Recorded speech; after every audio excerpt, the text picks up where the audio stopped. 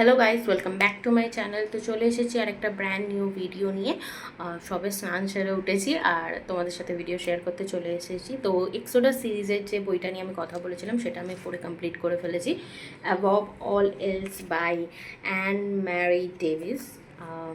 এটা হচ্ছে এক্সোডাস সিরিজের যে লাস্ট বইটা রয়েছে তার আগের বই। বেসিক্যালি এক্সোডাস সিরিজে মেবি আরও দুখানা বই রয়েছে যেগুলো ডিজিটালি অ্যাভেলেবেল আছে, বাট আমার কাছে ফিজিক্যাল কপি নেই। তো ওই দুটো আমি পিডিএফে নামিয়ে তারপর পড়ে তোমাদেরকে রিভিউ দিতে পারবো। তো যাই হোক, এই বইটা আমি পড়ে শেষ করেছি। এই সিরিজটাতে প্রত্যেকটা বই নভেল আর নভেলার মধ্যিখানের ব্যাপার রয়েছে, মানে কোনোটা থরলি ফুল নভেল নয়, লেন্থ দেখে যা বোঝা যাচ্ছে। তো যাই হোক, এই বইটার ব্লার্বটা আমি তোমাদেরকে পড়ে শোনাচ্ছি, দেন আমি আমার কেরাম লাগলো, স্টোরিটা কী, শর্ট সামারি, রিভিউ, রেটিং সব বলবো। In the shadows of the night, a dangerous game begins. June never expected Carter to return to her life, and certainly not like this. Once the boy who held her heart, Carter is now a man consumed by a darkness she can't recognize. A darkness fueled by a vendetta years in the making, but this isn't the reunion June dreamed of. It's a waking nightmare, entangling her in the twisted rituals of a secret society that preys on the innocent. In a town where the elite indulge in the macabre, June finds herself trapped in a dangerous game where the stakes are her very life. As Carter pulls her deeper into his web, June struggles to survive and to make him see reason that the truth he clings to could destroy them both. Time is running out, and as the clock ticks down to a final reckoning, June must find a way to escape the man she once loved before he becomes her undoing. তো এটা থেকে বুঝতেই পারছো যে এই বইটার স্টোরিটা revolve হয়েছে জুন আর কার্টারের অ্যারাউন্ড। জুন হচ্ছে এই বইটার মেন এফএমসি আর কার্টার হচ্ছে এই বইটার মেইন এমএমসি। তো বইটার স্টোরিতে আমরা শুরুতে জানতে পারছি যে জুন আর কার্টার দুজনকে মানে দুজনে একে অপরকে ছোটোবেলায় খুব বেশি পছন্দ করতো, যখন দুজনের টিনেজ বয়স ছিল। আর সেই মুহূর্তে জুন হচ্ছে কার্টারের যে বোন ছিল তার বেস্ট ফ্রেন্ড ছিল। তো কিছু কারণবশত কার্টারের যে বোন রয়েছে সে বারণ করেছিল কার্টারকে যে তুই আমার বেস্ট ফ্রেন্ডকে ডেট করিস না। আর কার্টারের সেটা সেই সময় শুনেছিল, জুনের মন ভেঙে জুনের থেকে দূরে চলে গেছিলো। কিন্তু পরবর্তীকালে আমরা জানতে পাচ্ছি যে কার্টারের যে বোন রয়েছে সে মারা গেছে, এবং কার্টারের কাছে এমন কিছু প্রুফ রয়েছে সেটা থেকে বোঝা যাচ্ছে যে জুনই কার্টারের বোনকে মেরেছে। কিন্তু এটা কী করে সম্ভব, ওর বেস্ট ফ্রেন্ডকে কেনই বা মারলো, সেসব প্রশ্নের উত্তর কার্টার খোঁজার বদলে কার্টার ঠিক করে যে এই যে এক্সোডাসের যে দিনটাতে ইনিশিয়েশন হয়, যে দিনটাতে রিচুয়ালসটা হয়, সেই দিনকে জুন মানে সেই দিনে জুনকে মারবে, প্রতিশোধ নেবে। তো সেটাই হয়, কার্টার ফিরে আসে এবং জুনকে মানে জুনের যে সেই টাইমের কারেন্ট বয়ফ্রেন্ড তাকে মেনে দেয় এবং জুনকে কিডন্যাপ করে এবং ঠিক করে ওখানে নিয়ে গিয়ে জুনকেও স্যাক্রিফাইস করবে। তোমরা যারা এক্সোডাস সিরিজটা ফলো করছো তোমরা জানো যে ওই দিনকে সবাই একটা করে গেস্ট আনে যাকে স্যাক্রিফাইস করা হয় ওই রিচুয়ালে। তো সেটা মানে রেকর্নিং যে রিচুয়ালটার কথা বলা হচ্ছে, তো কার্টারও সেটা ঠিক করে।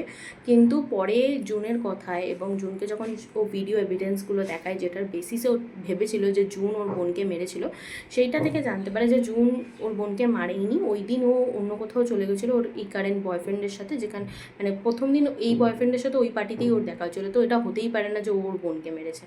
তো পরে মানে সঙ্গে সঙ্গেই জানা যায় যে এই রেকর্ডিংয়ে যে কার্টারকে হেল্প করছিল জুনকে এই বিষয়টার মধ্যে ড্র্যাগ করার জন্য, তারই এইগুলো কারসাজি ছিল। সে হচ্ছে এই এক্সোডাস গ্রুপের একটা এলাইট মেম্বার, আর তারই এটা টুইস্টেড প্ল্যান ছিল যে ও কার্টার যেরকম একটা গুডি গুডি ইমেজ রয়েছে, ও এই সোসাইটির মেম্বার হয়ে এইসবে ইন্ডালজ হতে চায় না, পার্টিসিপেট করতে চায় না। তো ওই ইচ্ছে করে বেট দিয়েছিল যাতে মানে ও জানতো যে কার্টারের এমন একটা দুর্বলতা রয়েছে নিজের বোনকে নিয়ে, নিজের বোনের মৃত্যুকে ঘিরে। তো সেই জন্য ইচ্ছে করে এআই এর থ্রু জুনকে ফ্রেম করেছিল। কারণ এই জিনিসটা ওই যে মানে কার্টারকে হেল্প করেছিল পল বলে ব্যক্তিটি, তার কাছে এটা খুব ফ্যাসিনেটিং লেগেছিলো যে কার্টারকে যদি এরমভাবে ট্র্যাক করা যায় এই ওয়ার্ল্ডে, যে ও যে মেয়েটাকে ভালোবাসে সেই মেয়েটাই ওর বোনের হত্যাকারী, সেটা ভেবে যদি ও ব্ল্যাকমেল করে হোক বা ওকে খুন করুক, তাহলে ও যেভাবেই হোক এই ওয়ার্ল্ডে ওকে নিয়ে আসবে। কিন্তু পরেই সত্যিটা বেরিয়ে আসে এবং কার্টার নিজের যে জুনকে খুন করার যে প্রতিশোধ স্পৃহাটা ছিল সেটাকে ছেড়ে দেয় এবং জুনকে হেল্প করারই করে। এরপরে আমরা দেখতে পাই মানে বইটার সেকেন্ড হাফেই এই জিনিসটা পুরোপুরি ডাউন হয়ে গেছে। সত্যিটা বাইরে বেরিয়ে চলে এসছে।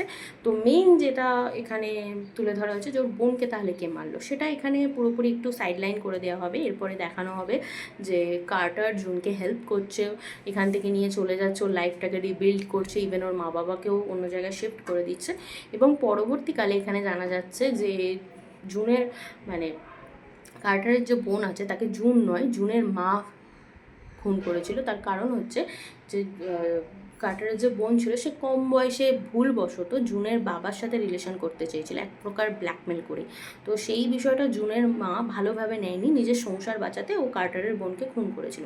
আর পরবর্তীকালে এক্সোডাস যেহেতু একটা খুব বড় গ্রুপ, তাদের কাছে সমস্ত কিছু মানে এভিডেন্স থাকতো, তারা সবটাই জানতো। তারা চেয়েছিল কার্টারকে এই গ্রুপে ড্র্যাগ করার জন্য এই বিষয়টাকে টুইস্টেড করে এআই দিয়ে জুনকে এইসবের মধ্যে করা। তো এই হচ্ছে এই বইটার স্টোরি। আমার ভালো লেগেছে, 4 স্টার বেঞ্জেবল রিড। পরে গিয়ে হতে চলেছে এরকম পড়তে পড়তে ভালো লাগবে। বাট আমার যেটা মানে ব্লার্বটা পড়ে মনে হচ্ছিলো যে বেসটার উপরে ছিল যে কার্টার আর জুনের মধ্যে ভুল বোঝাবুঝিটা, সেটা সেকেন্ড হাফেই ক্লিয়ার হয়ে গেছে। তো আমার মনে হয় ওটা আরেকটু বেশি দেখালে ভালো হতো, একটু রাশ করা হয়েছে স্টোরিটা। আর ওভারঅল ভালো লেগেছে। তো ওভারঅল আমার বইটা ভালো লেগেছে, আমি এটাকে 4 স্টার রেটিং দিচ্ছি। যেরকম বললাম যে একটু রাশ করা হয়েছে স্টোরিটা, আমার মনে হচ্ছে আর একটু বেশি ভালো করে দেখানো যেতে পারতো। এমনি ভালো স্পাইস আছে, মানে আননেসেসারি স্পাইস নেই, বাট স্পাইস আছে। তো ট্রিগার্সগুলো তোমরা দেখে নিও। আমার ভালো লেগেছে। অ্যানি ম্যারি ডেভিসের রাইটিং স্টাইলটা আমার ভালো লেগেছে।